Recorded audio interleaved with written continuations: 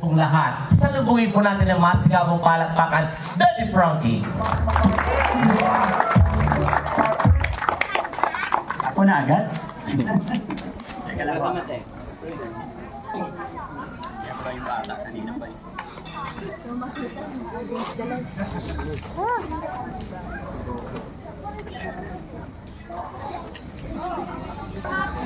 Yan. Kumusta po kayo? Ayan, kumain na ba? Ayan, salamat, no? Salamat talaga, hindi ko inaasahan, hindi ko expected na ganito kainit ang pagtanggap ninyo sa akin, no? Maraming salamat, overwhelmed ako, parang wala na akong masabi. No? Una sa lahat, syempre, thank you kay God dahil narating na naman natin yung edad na ito. Thank you, Lord. Sana tuloy-tuloy yung mga blessing na darating pa sa atin. No, hindi lang sa akin, sa atin lahat. At syempre, sa lahat po ng mga kapanood ng video ito. No? So, ginawa po ni Daddy Frankie ang okasyon na to. Actually, hindi naman talaga ako mahilig mag-celebrate ng birthday ko. May pansit, okay na. Sama-sama kami ng aking mga anak, okay na. Pinag-pray ko lang parati na sana laging malakas, ilayo kami sa anumang kapahamakan, anumang disgrasya. That's it. Okay na. Pero ngayon, mas pinili ko po, kung mapapansin nyo, wala yung aking mga anak. Nagsabi ako na this coming Feb 14 na lang kami lalabas. Mas pinili ko po na mag-celebrate dito para ipa-bless tong homeless shelter natin na tinatawag namin para sa mga kababayan natin na tinutulungan ng Team Daddy Frankie. Pangalawa, in-invite ko po yung ating mga kapwa content creator, kapwa charity vlogger, mapamaliit, mapamalaki. Welcome ko po lahat. Sinabi ko sa aking mga editor, lahat welcome. Kahit hindi nagcha-charity, kahit hindi po, kahit walang page, kahit kung sino dyan, mga viewers lang, sabi ko lahat. At nagulat ako, andito nga. Kaya, eto na siguro yung pinakamasayang birthday ko ngayon. No?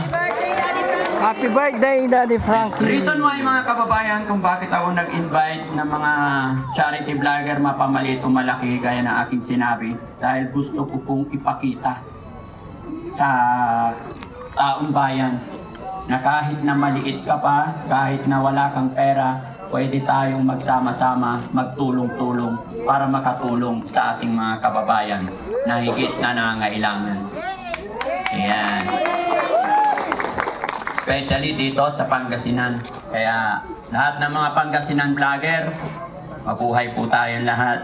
Shout out kay Baby Loves, nakita ko siya. Baby Loves. Ayan. At syempre, yung mga content creator, sino ba dito hindi nakakakilala sa isang The Good Mang yan from Mindoro? Nandyan din yan mga kababayan. Ayan. Please stand, sir. Gusto ko lang makita ka na ating mga kababayan dito. Ayan. Si The Good Mang yan mga kababayan. Isang message lang ni Daddy Frankie. 15 hours from Mindoro pumunta dito. Kaya palakpakan naman natin.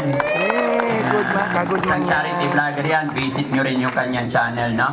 At syempre, kaya Chris Vlog, nandyan na ba? Ayun! Mga kababayan, mga kabarangay, gaya ng aking sinabi, maliit o malaki ang channel, welcome po kay Daddy Frankie. Mga kababayan, si Ma'am Chris Vlog, PWD, pero nakita ko po yung kanyang ginagawa. Talagang nakakadurog ng puso. Pero inyo kahit na naka-wheelchair siya, gumagawa siya ng paraan para makapagpasaya, makatulong sa ating mga kababayan. Even though na nakikita ko dyan pa lang siya sa San Carlos, dito sa Malasiki, pero masaya ako sa nakikita ko. Dahil sa ginagawa niya, alam ko, masaya si God. Diba? Sabi ko, maliit o malaki, ang naitulong natin sa ating mga kababayan ay pantay-pantay sa mata ng ating Panginoon. Kaya mga kababayan, mga kabarangay, lalong-lalo na sa mga maliliit pa ang kanilang mga channel, walang aayaw, walang bibitaw, mag-upload lang ng mag-upload. Huwag po tayong magpa-distract kung sino mayon nagdi-distract sa inyo. Focus lang po tayo sa goal. Kung ang goal natin, lumaki ang channel natin para makatulong, dire-diretso lang, huwag tayong magpapadistract.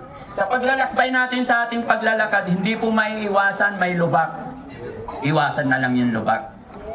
Diba? Minsan, may mga chismusa dyan, ang goal mo, makatulong, huwag kang pupunta doon. Dire-diretso lang tayo kahit anong bato nila. Okay? Diba? Dahil po, dito sa mundong ibabaw, bawat isa sa atin, bawat pangarap natin, hindi po madali makarating kung saan yung pangarap natin. Mayroon at mayroong mga pagsubok.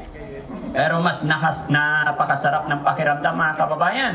Pag narating natin yung mga goal natin na dumaan tayo sa hirap. Pangit naman po yung eto ka, goods ka. Bukas makalawa, bagsak tayo.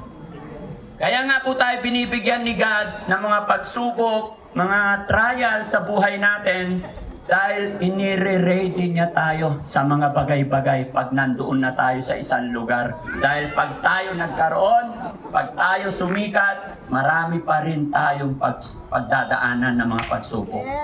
Diba? Kaya sa lahat ng dumalo, lahat ng nandito, maraming salamat po. Kaya Dagud Mangyan, kaya Chris Vlog, at saka sino pa yung isa? Keeper. Yon, kaya Keeper. Ayan. Gaya natin sinabi mga kababayan, kahit hindi ka charity vlogger, content creator ka, welcome kay Daddy Frankie. Hindi man sila nagcha-charity, nakakatulong pa rin. Why? Bakit? Kasi nagpapasaya sila. Gaya ni Keeper Bros. Hindi po siya charity vlogger, pero tumutulong din yan. Pero sa kanyang content, sa kanyang pag-upload, marami siyang napapasaya. Magkakaiba man tayo, mamaya panoorin natin charity. Mamaya papanoorin natin yung mga kuwela, which is sila Keeper yon, yung kanyang mga team. Kaya lahat po tayo, welcome. Magpakasaya po tayo kung may nagugutom, may pagkain dyan. Kung ano yung handa ni Daddy Frankie, pagkasyahin natin. Maraming salamat, magandang hapon. At syempre, magpapasalamat din ako sa aking pamilya, sa aking tatay, na tumulong sa akin sa pagbuo ng event na ito. At syempre sa aking team, hindi ko magagawa ito mga kababayan. Lahat ng mga biyahe namin, nandyan sila lagi. Lalong-lalo na sa ating mga piloto, sa ating driver, kay Kuya Jesse at saka Kuya Rizky. Hindi nila ako iniwan. Punta kami ng Iloilo, punta kami ng Bisaya, punta kami ng kung saan-saan, punta kami ng napakalayo. Natatry namin. 12 hours biyahe, walang tulugan. Pero talagang awa ng Diyos, hindi sila sumuko sa hirap at ginhawa. Kaya Team Daddy Frankie, mga kasamahan ko, maraming salamat. God bless po! Ayan. Alright, thank you.